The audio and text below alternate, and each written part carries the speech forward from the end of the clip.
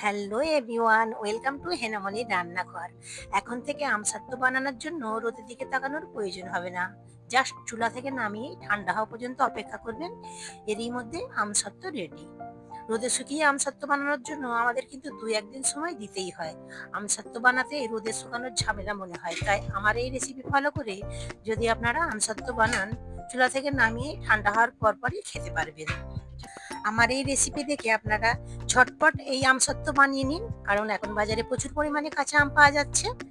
আশা করছি আমার এই রেসিপিটি আপনাদের ভালো লাগবে। ভালো লাগলে ভিডিওতে লাইক দিয়ে আমার পাশে থাকার জন্য অবশ্যই আমার চ্যানেলটিকে সাবস্ক্রাইব করে নেবেন। আসুন তাহলে দেখে নিই আমি কিভাবে তৈরি করছি। আমি এখানে ১ কেজি পরিমাণ আম নিয়েছি।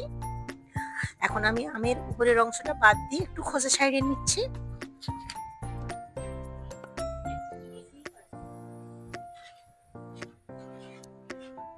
সবগুলো আমের আমি খোসা ছাড়িয়ে নিয়েছি। এখন আমগুলোকে আমি কেটে নেব, আর কিভাবে কাটছি আপনাদের একটু দেখিয়ে দিচ্ছি, যাতে খুব সহজেই সিদ্ধ হয়ে যায়। তার জন্য আমি একটু ছোট ছোট টুকরো করে কেটে নিচ্ছি।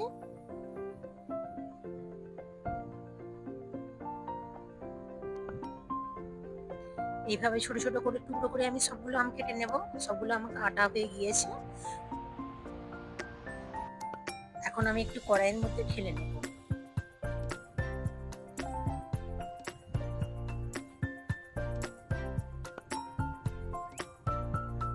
সবটুকু আম কড়াইয়ের মধ্যে আমি ঢেলে নিয়েছি। এখন এর মধ্যে দিয়ে দিচ্ছি 1/2 কাপ জল। জলটা একদম কম দেওয়ারই চেষ্টা করবেন, কারণ যত জল দেওয়া হবে, যখন আমি আমসত্ত্বটা তৈরি করব রান্না করার সময়, জলটা শুকিয়ে নিতে অনেকক্ষণ সময় লাগবে। আমি কিছুক্ষণ আমটা সিদ্ধ করে নিয়েছি। আমটা অনেকটা গলে গিয়েছে। এখন আমটা পুরোপুরি গলে গিয়েছে। আমি একটু ম্যাশ করে নিয়েছি। এখন কিছুক্ষণ একটু ঠান্ডা করে নেব আমটাকে। এখানে একটি বোল নিয়েছি এবং একটু ছাঁকনি নিয়েছি। অল্প অল্প দিয়ে আমের পাল্পটা আমি আলাদা করে নেব। এভাবে একটু চেপে চেপে দিলেই পাল্পটা আলাদা হয়ে যাবে। সবটুকু পাল্প আমি আলাদা করে নিয়েছি। এইটুকু অবশিষ্ট অংশ বেঁচে গিয়েছে, একটা আমি ফেলে দেব।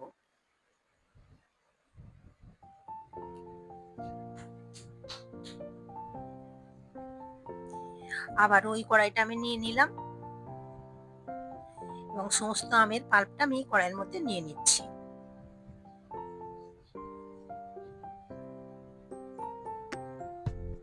এখন আমি গ্যাসের ফ্লেম অন করে নিই, একটু নেড়ে মিশিয়ে নিচ্ছি। এখন এর মধ্যে আমি চিনি অ্যাড করব।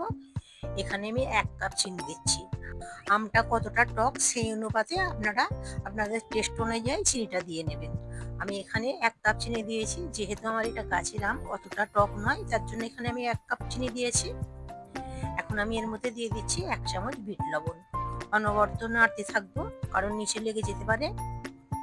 অনবরত নেড়ে চেড়ে এই আমসত্ত্বটা তৈরি করে নিতে হবে। এখন এর মধ্যে দিয়ে দিচ্ছি 1 টেবিল চামচ চিলি ফ্লেক্স। আবারও নেড়ে একটু মিশিয়ে নিচ্ছি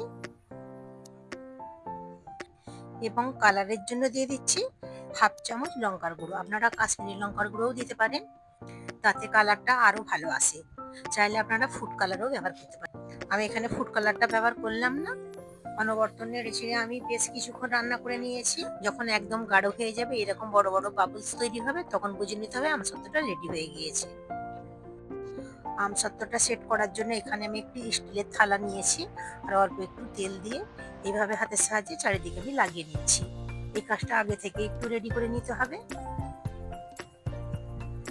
রেডি করে রাখা আমের পাল্পটা এখন এই থালার মধ্যে আমি ঢেলে দিচ্ছি। যেহেতু আমার থালাটা একটু ছোট, তাই আমি অর্ধেকটা এই থালার মধ্যে দিয়েছি, অর্ধেকটা অন্য থালায় আমি সেট করে নেব। এইভাবে করে একটু সমান করে নিয়েছি। এখন আমি ঠান্ডা হওয়ার জন্য রেখে দেবো।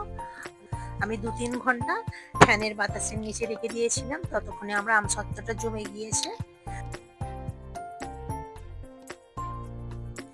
আমি যেভাবে আমসত্ত্বটা করেছি, এই আমসত্ত্বটা রোদে দেওয়ার কোনো প্রয়োজন হয় না। ফ্যানের নিচে রাখলেই ঠান্ডা হয়ে যাওয়ার পরে আমসত্ত্বটা একদম রেডি হয়ে যাবে। ইনস্ট্যান্ট আমসত্ত্ব তৈরি করে আপনারা তখনই খেয়ে নিতে পারবেন। আমসত্ত্বটা কিরকম হয়েছে আপনাদের একটু তুলে দেখিয়ে দিচ্ছি। আমার যেহেতু এখানে একটু ছোট থালা, তার জন্য একটু মোটা করেই আমি আমসত্ত্বটা তৈরি করেছি। আপনাদের যদি বড় থালা হয় আর একটু পাতলা তৈরি হবে। এখন আমি আমসত্ত্বটা আপনাদের কেটে দেখিয়ে দিচ্ছি কিরকম হয়েছে। এখানে আপনাদের একটা কথা বলে দিই, যেহেতু আমসত্ত্বটা রোদে দেওয়া হয়নি, তাই আপনারা বেশি দিন রেখে খেতে যাবেন না। যদি বেশি দিন রেখে খেতে চান তাহলে মাঝে মধ্যে একটু রোদে দিয়ে নেবেন। আশা করছি আমার এই রেসিপিটি আপনাদের ভালো লেগেছে। ভালো লাগলে ভিডিওতে একটি লাইক দিয়ে আমার পাশে থাকার জন্য অবশ্যই আমার চ্যানেলটিকে সাবস্ক্রাইব করে নেবেন। আমার চ্যানেলে অনেকগুলো কাঁচা আমের আচারের রেসিপি দেওয়া আছে। আপনারা চাইলে সেগুলো আপনারা দেখে নিতে পারেন। তার লিঙ্ক আমি ডেসক্রিপশন বক্সে দিয়ে দেবো। আর ফ্রেন্ডস অ্যান্ড ফ্যামিলির সঙ্গে আমার এই ভিডিওটা শেয়ার করবেন এবং আমার এই রেসিপিটি কেমন লেগেছে কমেন্ট করতে কিন্তু ভুলবেন না। একটি ভেঙে আপনাদের দেখিয়ে দিচ্ছি ভেতরটা কেমন হয়েছে। আবারও হাজির হব অন্য কোনো রেসিপি নিয়ে।